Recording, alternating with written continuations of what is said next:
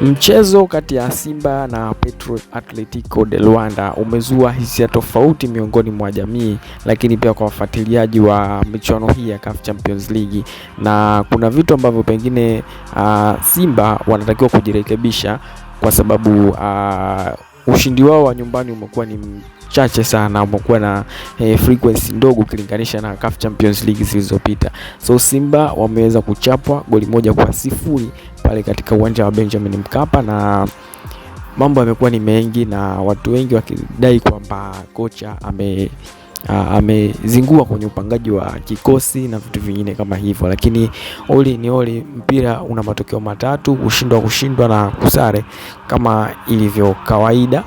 Wakati watani wao Young Africans wao waliweza kujipapatua hapo jana kuweza kushinda goli 1-0 dhidi ya AS FAR Rabat.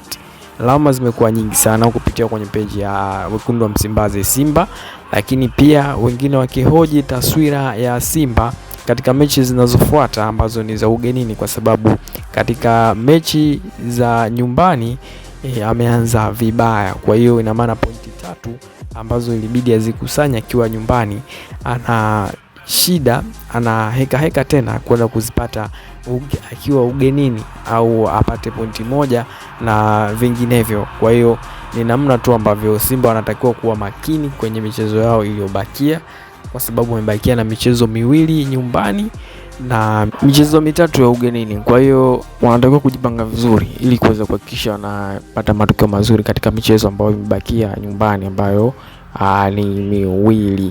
Wewe una maoni gani kwenye mchezo huu? Je, Simba atatoboa au ndo tutaishia hatua hii? Weka maoni yako kwenye sehemu ya comment. Hii ni NTV.